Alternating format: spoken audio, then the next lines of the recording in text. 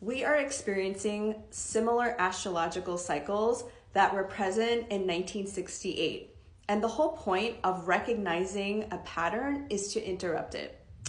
So if you are interested in this kind of astrology, I recommend this book, Cosmos and Psyche by Richard Tarnas, which is where I read up on all of the different conjunctions and squares that we have been recently experiencing.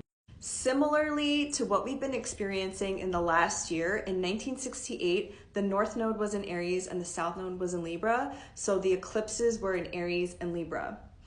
Chiron was in Aries in 1968, and there was a Jupiter-Uranus conjunction in 1968. And we had one in like April 20th in the sign of Taurus.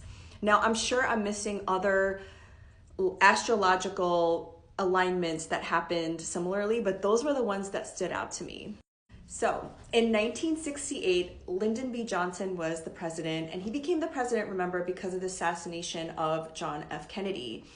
And he was wildly unpopular because of the Vietnam War. So as a result, there were many protests and student encampments, similar to what we've experienced this past spring.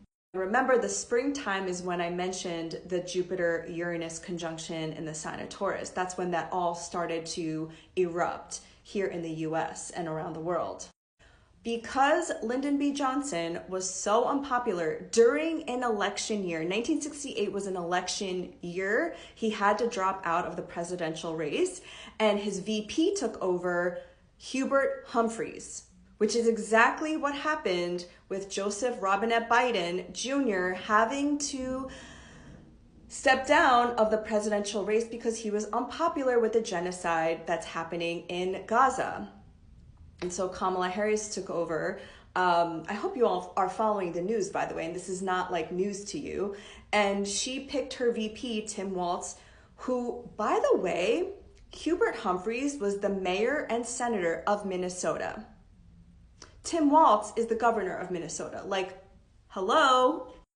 Just as a side note, what was also happening at the same time was the rise of the Black Power movement in the Black Panthers.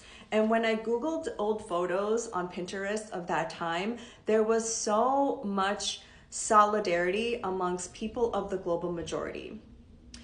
I think we need to be reminded several times that divide and conquer is an old tactic out of the colonial playbook. Please do not fall for that. Also, what happened in 1968 was the assassination of Martin Luther King Jr. and Robert F. Kennedy, which I think his son is now running as a third party, if I'm not mistaken, Robert Kennedy Jr. So again, there's a cycle that's repeating here. And this year, we had an assassination attempt of Donald J. Trump. In 1968, there was also a DNC in Chicago that had massive protests and riots because, again, people were unhappy with the Vietnam War. And we are going to have a DNC in Chicago in like, what, a few days from now? So obviously, you know what happened in history. Hubert Humphrey lost to Richard Nixon. So the vibe of 1968 was very much a revolutionary, liberatory movement of breaking free of the established order, which is what we are going through similarly. If we're going to break a pattern and if we're going to change, we have to change. Like, we have to do something differently.